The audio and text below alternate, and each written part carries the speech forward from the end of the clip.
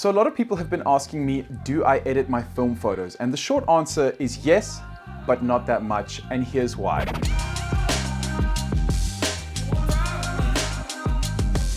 When a lab scans your photographs, they're essentially editing those photographs for you. A Fuji Frontier, for example. Part of the whole interface of a Fuji Frontier scanner is being able to adjust the exposure, the white balance, and the tint of that image, essentially. So your lab is actually editing those photos for you. So that's why if you do like mirrorless scanning at home, DSLR scanning at home, you have a lot more control of sort of the look of your images. But if you're sending your images to a lab to get scanned, those images are already being edited. No! If you can get high-res JPEGs or TIFF files, that's going to be your best bet for editing your photos.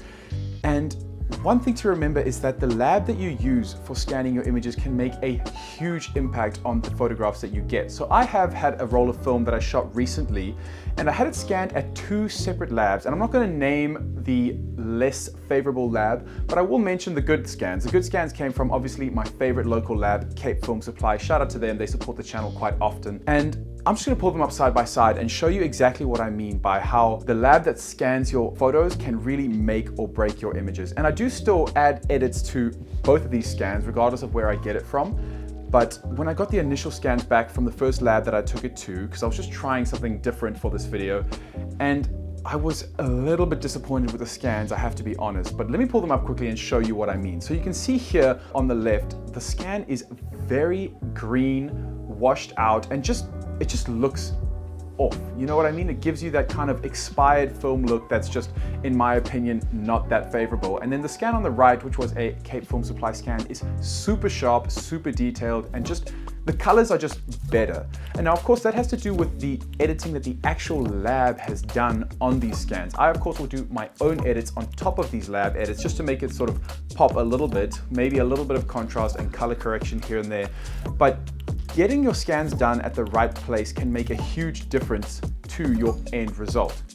And why do I edit my film photos? Because I'm not always happy with the way the film looks as it is when I get it back from the lab. Sometimes it just needs a little bit of a color pop or something, or it's a little bit underexposed and I just want to bring it up a bit. And what a lot of labs do, actually, one thing that's really important is they don't know how you envisioned the photographs that you took.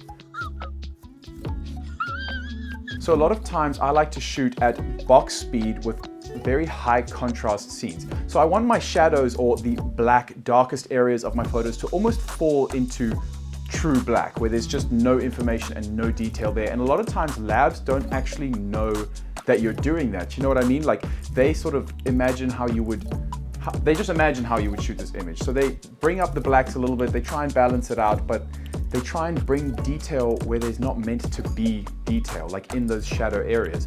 So what I often do is actually just bring the black level or the shadow level down in my images so I can make it how I sort of imagined it while I was shooting it. So here's an example of that. You can see over here, the shadows are very sort of wishy-washy, a little bit gray, and just not that good looking. But when I bring those shadows down, it looks a lot better. And that's how I imagined it when I was actually shooting these images. So yeah, this is just a quick video today, just a little sort of example of, do I edit my film photos? Yes, I do, and this is usually what I do. I edit my photos using Lightroom. I'll take it to a lab, get them to scan it, and then when I get those scans back, I don't even do TIFFs. I usually get high-res JPEGs because I do such minute edits. I don't really need that latitude that you would get from a TIFF file. So I get a high-res JPEG and just do slight contrast and color edits from there. And I mean, most of these images I'm just posting to social media anyway. And if I'm doing prints, you know, I don't do prints, let's be honest, I don't do prints yet. And if I were, I would do a darkroom print, or I would just get it scanned really high res, maybe a TIFF file, and print from there.